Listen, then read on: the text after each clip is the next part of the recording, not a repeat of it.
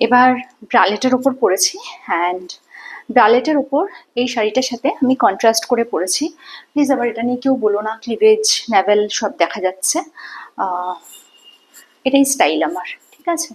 তো আমি এরকমভাবে শাড়িটা পরেছি।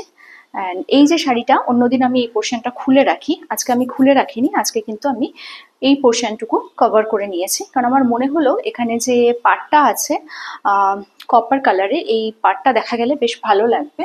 আর এটা হচ্ছে আমার ব্যাক পোর্শন। আচ্ছা, লাইভে বসলে অনেকে বলো যে পেছন ঘুরে দেখাও, তো আগের দিন বলেছিলাম আমার ক্যামেরা সেটিংয়ের জন্য আমি ঘুরতে পারি না, কিন্তু যখন ভিডিও করি তখন আমি দেখাই, পুরো লুকটাই দেখাই কিভাবে কি করেছি না করেছি।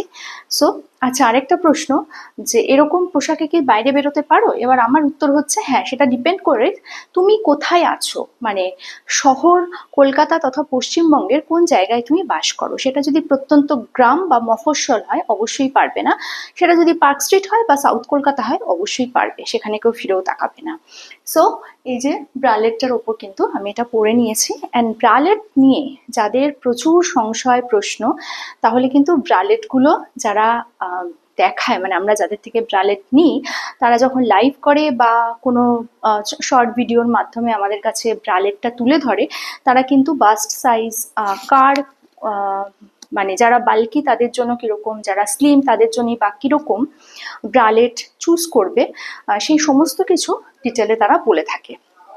সো সেটাও কিন্তু তাহলে ঠিক না, তাহলে সেক্ষেত্রে ব্রালেট বিক্রিটাও বন্ধ করে দেওয়া উচিত। কেননা এই শব্দগুলো উচ্চারণই যদি অপরাধ হয়, তাহলে দেখানো তো আরো বড় অপরাধ। সো ওই যে বললাম, রুচিটা যার যার নিজের কাছে, কে কোন রুচি নিয়ে দেখবে, কে কোন দৃষ্টিভঙ্গি নিয়ে দেখবে। আবারও বলছি, সব পুরুষ খারাপ হলে মেয়েরা কিন্তু রাস্তায় নির্দ্বিধায় ঘুরতে পারতো না, তাই তো?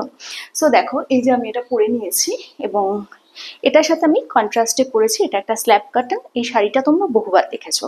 এবার যদি ব্রালেটটা নিয়ে খুব বেশি অসুবিধে হয়, ক্যারি করতে সমস্যা হয়, আমি বেরোতে পারছি না রাস্তায়, এরকম হয়, তো সেক্ষেত্রে ব্রালেটের সাথে কি করবে সেটা নিয়েও আসছি একটু পরে। দেখো, ব্রালেটটা আমি যখন শুধু পরেছিলাম তখন কিরম দেখতে লাগছিল সেটা তো তোমরা কমেন্ট সেকশনে বলবে, বা এখনো যে আমি এরকম ভাবে পরলাম সেটাতে কিরম লাগছে সেটাও তোমরা বলবে। দেখো, কিছু জিনিস মেয়েরা ইউজ করে সেটা সবাই জানে, এবং সেটা বলতে উচ্চারণ করতে যদি সেটা অপরাধ হয়ে থাকে, তাহলে পড়াটা আরো বড় অপরাধ। ওর জন্য বলার সাথে সাথে পড়াটাও তাহলে বন্ধ করে দেওয়া উচিত, তাই তো? তো যাই হোক, এই যে আমি এটা কিন্তু ওপরে একটা জ্যাকেট দিয়ে পরেছি, এবং জ্যাকেট দিয়ে পরে দূর থেকে আমার লুকটা কিরকম সেটা দেখে নাও। এটা হচ্ছে আমার ফাইনাল লুক। আবারও বলছি, ব্রালেট ক্যারি করতে যাদের প্রবলেম হয়, যারা কনফিডেন্টলি ক্যারি করতে পারছো না ব্রালেট জ্যাকেটটা, তাদের জন্য। তবে হ্যাঁ, ওই যে বললাম, শহর কলকাতা বা পশ্চিমবঙ্গে তুমি কোথায় থাকো সেটার উপর ডিপেন্ড করছে, তুমি যেখানে যাচ্ছ, হয়তো তুমি পার্টিতে যাচ্ছ বা তুমি বন্ধুদের সাথে গ্যাদারিংয়ে যাচ্ছ, হ্যাঁ, এবার ডিপেন্ড করছে তুমি কোথায় থাকো তার উপরে। সেক্ষেত্রে তুমি ব্রালেট পরে বাড়ি থেকে বেরোতে পারো। বললাম সাউথ কলকাতা বা প্রপার কলকাতায় এটা কিন্তু খুব জলভাত, এটা পরে সবাই বেরোয়। আমি অনেক টিনেজারদেরও দেখেছি ড্রেসের উপরে ব্রালেট তারা দিব্যি পরে নেয়, এবং সেটা কিন্তু খুব সুন্দর, খুব স্মার্ট লাগে দেখতে। আর এই যে আমি জ্যাকেটটা পরেছি, এটাতে কিরম লাগছে বলবে, দুটোতে দুরকম লুক, ওটা ছিল একটু বেশি ডেসপারেট, এটাও বেশ স্মার্ট লাগছে। তো আসছি পরের আরেকটা লুক নিয়ে তোমাদের সামনে। সো দেখো, এই যে আমার ঘাম ঘাম, মানে ঘেমে যাচ্ছি, যাই হোক।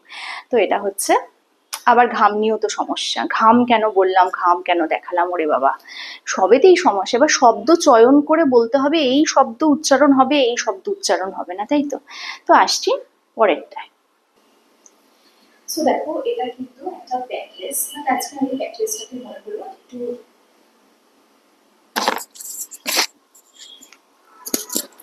আচ্ছা, এটা একটা ব্যাকলেস। আর আমার মনে হলো ব্যাকলেসটা একটু অন্যভাবে পরা যাক, কেননা নর্মালি আমরা যেভাবে ব্যাকলেস আমি পরেছি তোমরা তো দেখেছো, বাট আজকে আমার মনে হলো ব্যাকলেসটাকে একটু অন্যভাবে ট্রাই করি। তো আরো শাড়িটা এত হেভি শাড়ি না, এটা একটু প্রবলেম করছে, তো যাই হোক।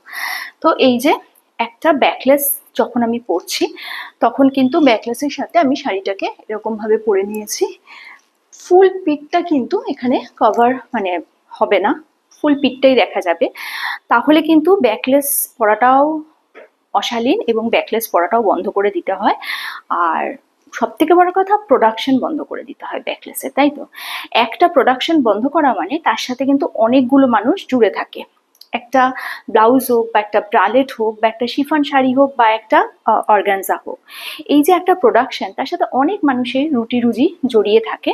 এবং এটা সত্যিই একটা, কি বলবো, বিরাট একটা মহাযজ্ঞের মতো ব্যাপার।